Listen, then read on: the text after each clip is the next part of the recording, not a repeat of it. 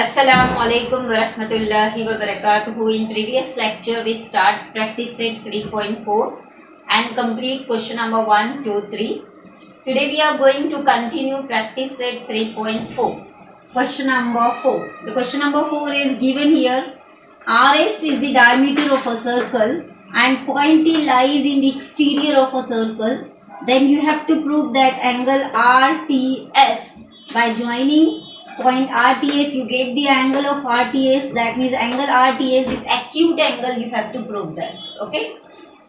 Now here given RS is the diameter and O is the center of a circle. Point P lies in the exterior of a circle and you have to prove that angle RTS, that is by joining this point you get the angle RTS. Angle RTS is acute, that means less than 90 degree. So let's start the proof. First of all, do the construction. Join point R, T, S,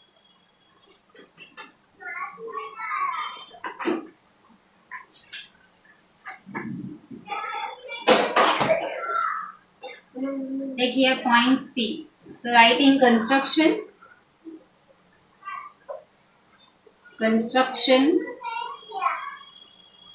join point R, T, S. Okay, take point P on segment RT at circle. Okay, let's start the proof. Okay, so first of all, RS is the diameter of a circle, so therefore angle RPS is 90 degree. Angle on semicircle, RS is the diameter, so that's why this part is a semicircular. Angle on semicircle is always 90 degree, so angle RPS is 90 degree. Okay, so RS is the diameter of circle. Okay, so therefore angle RPS is equal to 90 degree. Angle on semicircle, are always 90 degree. Okay, now in triangle SPT, angle SPT is 90 degree. So therefore all the angles are less than 90 degree. In a triangle is one angle. If one angle is 90 degree, then other angles are less than 90 degree. Angle SPT is 90 degree. You have proof here from 1. Okay, so therefore angle PTS is less than 90 degree. If in triangle, if one angle is 90 degree, then other angles are always less than 90 degree. So therefore angle PTS is 90 degree. PTS you can write RTS. So therefore angle RTS also. So therefore angle RTS also less than 90 degree. Okay. So therefore angle RTS is acute angle. As is less than 90 degree, it's acute angle. Okay. Let's revise one more time. Here RS is a diameter and point T lies in the exterior of a circle and you have to prove angle RTS is acute angle. Acute angle, that means less than 90 degree. Okay. So first of all, join this point R, T and S. Then the point at the circle, take a point P where the RT segment intersect the circle. Then angle RPS is 90 degree. Axis lie in the half circle, that means a semicircle. So angle in semicircle always 90 degree. So therefore RPS angle is 90 degree. Now in triangle SPT, angle P is 90 degree. So angle SPT P is 90 degree. Then angle T, that means PTS is less than 90 degree. Because in triangle one angle is 90 degree, then other two angles are always less than 90 degree because the sum of angle of triangle are always 180. So if angle PTS is less than 90 degree, so in another way you can write angle RTS is also less than 90 degree. So therefore angle RTS is acute angle. Okay. Second question, prove that any rectangle is cyclic quadrilateral. Here we have to prove that all rectangles are cyclic quadrilateral. So let's start your proof. You know the property of cyclic quadrilateral. Cyclic quadrilateral, opposite angles of cyclic quadrilateral are supplementary. If you prove opposite angles of rectangles are supplementary, then you can say that every rectangle is a cyclic quadrilateral. Okay. So here given is, first of all draw the figure. This is rectangle A, B, C, D. So given quadrilateral A, B, C, D is a rectangle. To prove, you have to prove this quadrilateral is cyclic. Quadrilateral A, B, C, D is cyclic. Okay. Quadrilateral A, B, C, D is cyclic. Let's start your proof. Proof. First of all, quadrilateral A, B, C, D is a rectangle. Quadrilateral A, B, C, D is a rectangle, and you know the property of rectangle. All angles of a rectangle are 90 degrees. So therefore, angle A is equal to angle B is equal to angle C is equal to angle D is equal to 90 degrees. Right here, angles of rectangle. All angles of rectangle are of 90 degrees. Okay.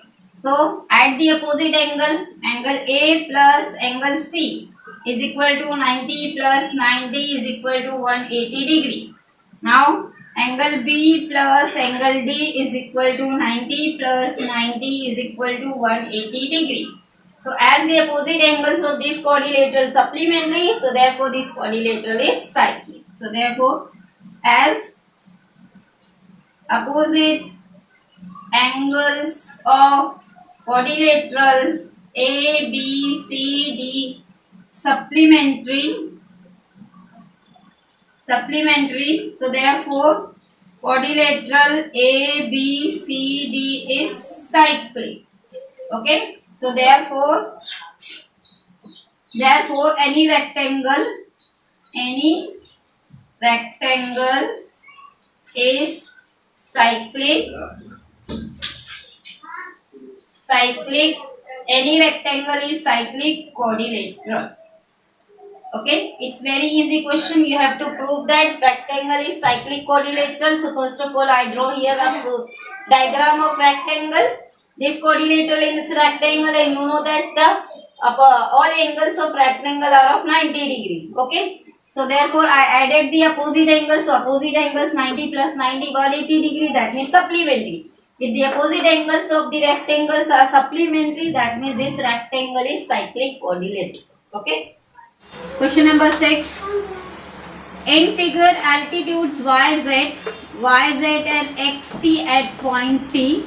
Then you have to prove that quadrilateral WZPT is cyclic. Okay. Next, you have to prove that point XZTY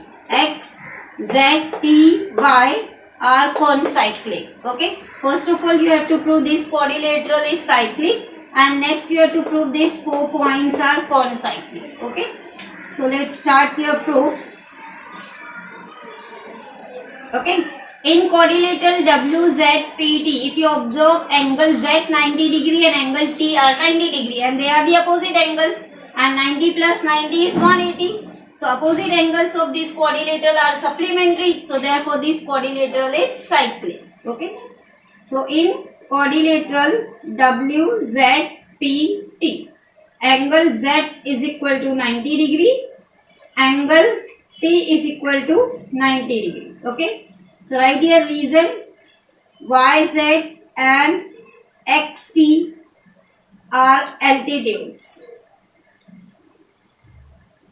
Okay. Now at this opposite angle, angle Z plus angle T is equal to 90 plus 90 is equal to 180 degree.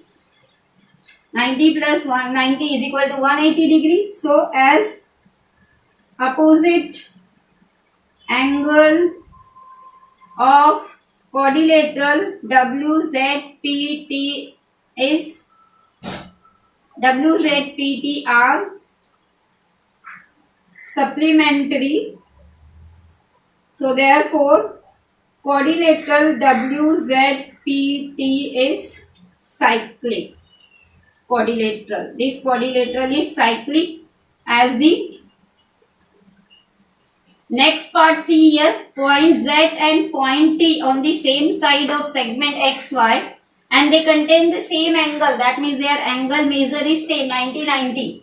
So such a points are called concyclic. The points which lie on the same side of a segment and have equal measure of angles are called the points are concyclics. Okay. So second part, point Z and point T are on same side of segment XY. Okay. This point Z and T on the same side of the segment XY, that means same side, both are on the above side. Okay. And extend equal angles. Equal angles, that means 90 degree. So therefore point Z, point X, Z, T, Y are concyclic. Such points are called concyclic. Okay. The point on concyclic points means a point in which the points lie on the same side of a segment and contain same measure of angle. That means cyclic means the points which are on the same side of the segment and they contain the same angle. That means their measure of angles are same. So such type of points are called concyclic. Okay. So let's revise. First of all, in this quadrilateral we observe opposite angles are 90. So 90 plus 90 is 180. So opposite angles of these quadrilaterals are supplementary. So therefore this quadrilateral is cyclic. Now the second one, point Z and point D on the same side of the segment XY and they consist of same angle. So that's why these points are concyclic. Okay. Next question is question number 7. Given here, measure of arc NS, that means measure of this arc is 125 degree and measure of arc EF is 37 degree and you have to find here measure of angle NMS. If you observe angle NMS extend here two intercepted arc. One is smaller and one is bigger. Okay. So this property is called as here the two chords externally intersect each other at point M. External intersection of two chords. This property angle subtend or two intercepted arc, one is smaller and one is bigger. And this property is known as external intersection of two chords. Here two chords are externally intersect each other and they extend two chords. Okay. So by this property, this angle is half of measure of greater arc minus smaller arc. So let's start your solution. Here the inscribed angle NMS. Measure of angle NMS. Measure of angle NMS is half of measure of arc. Half of measure of arc NS minus measure of arc, half of measure of arc NS minus arc EF. Okay. This is a property called external intersection of chords. External intersection of chords. By this property, the measure of inscribed angle is half of greater arc minus smaller arc. Okay. Now substitute the value. Half of measure of arc NS is 125 degree. Half of 125 degree minus is 37 degree. 125 minus 37, 15 minus 7 is 8. And here 11 minus 3 is 8. Okay, 88. So now divide by 2, 2 ones, 2 4s are 8, 2 4s are it's 44 degree. So measure of angle NMS is 44 degree. Okay, this property is called as external intersection of two chords. Here two chords intersect each other externally. The angle formed due to the intersection of these chords substance two one is greater and one is smaller. So this is the property of external intersection of two chords. By this property, measure of angle formed by the external intersection of these chords is half of measure of greater arc minus smaller arc. That means half of measure of arc NS half of measure of arc EF. Okay. So 125 minus 37 is 88. Divide by 2 is 44 degree. Last question number 8. Observe in this question two chords intersect each other internally. Here two chords intersect each other internally at one point, and they intercepted two chords. They intercept two chords. One is front and one is back. So in such cases, measure of angles formed by the internal intersection of a chord is half of measure of front arc and back arc. Half of measure of front and back arc. That means the angle formed due to the internal intersection of chord is half of the measure of arc opposite to each other. Okay. So let's start here. Angle ABE. Measure of angle ABE is half of measure of arc opposite to each other. That means arc AE plus arc CD. Okay. Now substitute the value. Half of arc AE value is 95. Okay. Plus arc CD you have to find. So 95 plus measure of arc CD. Okay. Now here a measure of angle ABE value is 108 degree. Here measure of angle ABE value is given to you 108 degree. So 2 here in divide, here comes in multiply. So 108 multiply by 2. So 95 plus measure of arc CD. Okay. So 108 multiply by 2. 2 8s are 16. 1 2 1s are 2. 216. 95 plus measure of arc CD. Okay. 95 here in plus, here comes in minus. So measure of arc CD is equal to 216 minus 95. Now subtract it. Measure of arc CD is equal to 6 minus 5 is 1. 11 minus 9 is 2 and 121 degree.